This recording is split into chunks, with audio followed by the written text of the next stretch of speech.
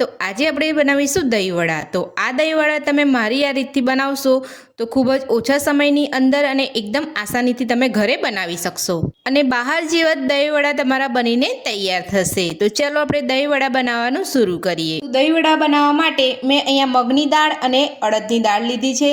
તો મગની દાળ અને અડદની દાળને અલગ અલગ પાણીની અંદર 5 થી 6 કલાક માટે પલાળી રાખેલી હતી। તો તમારે પણ આ રીતે તમારે દાળને પલાળી રાખવાની છે। જો તમે અહીંયા અડદની અને મગની દાળનું પ્રમાણ તમે સરખા ભાગે લેવા માંગો છો તો તમે એ રીતે પણ લઈ શકો છો।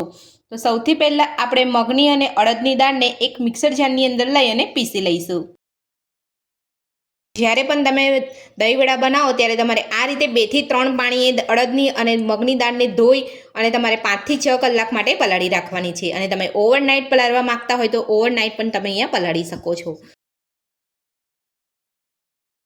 તો બંને દાળ આપણે અહીંયા એક મિક્સર જારની અંદર લઈ લીધી છે। તો હવે આપણે તેની અંદર અડધી વાટકી જેટલું પાણી ઉમેરીશું।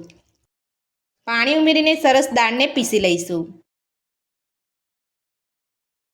તો આ રીતે તમારે અડધી વાટકી જેટલું જ પાણી ઉમેરી અને આ રીતે બધું પીસવાનું છે। જો તમારું બેટર અહીંયા ઢીલું થઈ જશે તો તમારા વડા અહીંયા સારા નહીં બને। તો હવે આપણે બેટરને એક બાઉલની અંદર કાઢી લઈશું। તો દાળને પીસ્યા પછી આપણે એક બાઉલની અંદર અહીંયા કાઢી લીધી છે। તો હવે આપણે દાળને ફેટી લઈશું। તો અહીંયા 2 મિનિટ જેટલું આ રીતે હાથની મદદથી તમારે ફેટવાનું છે। તો અત્યારે દાળ આપણી અહીંયા પીળી રાખી રહી છે પણ જ્યારે આપણે અહીંયા 2 મિનિટ ફેટીશું એટલે એકદમ સરસ વ્હાઈટ થઈ જશે।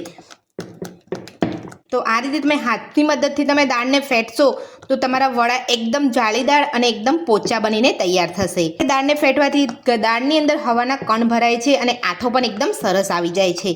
એટલે આ રીતે તમારે દાળને 2 મિનિટ માટે ફેટી લેવાનું છે। તો તમે જોઈ શકો છો અહીંયા ખીરાનો કલર પણ બદલાઈ રહ્યો છે અને દાળની થિકનેસ પણ એકદમ સરસ છે। તમે જોઈ શકો છો અહીંયા આપણે વડા પાડી શકીએ તેટલી આપણે એકદમ સરસ અહીંયા થિકનેસ આવી છે।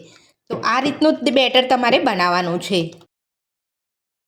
તો તમે જોઈ શકો છો આપણે અહીંયા 2 મિનિટ જેટલું સરસ અહીંયા ફેટી લીધું છે અને ખીરાનો કલર એકદમ વ્હાઈટ પણ થઈ ગયો છે અને ખીરું આપણું એકદમ સરસ ફૂલી પણ ગયું છે।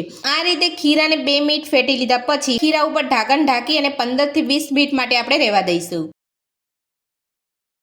તો ખીરાને ઢાંકીને આપણે રહેવા દીધું છે। તો હવે આપણે દહીંવડા સાથે ખવાતી ગ્રીન ચટણી બનાવીશું। તો ગ્રીન ચટણી બનાવવા માટે મેં અહીંયા થોડા લીલા ધાણા લીધા છે। અહીંયા 3 લસણની કળી લીધી છે। જો તમે અહીંયા લસણ ના ખાતા હોય તો તમે સ્કીપ પણ કરી શકો છો। સાથે એક તીખું મરચું લીધું છે, એક ટુકડો આદુનો લીધો છે અને થોડા અહીંયા ફુદીનાના પાન લીધા છે। તો બધું જ આપણે અહીંયા મિક્સર જારની અંદર લઈ લઈશું।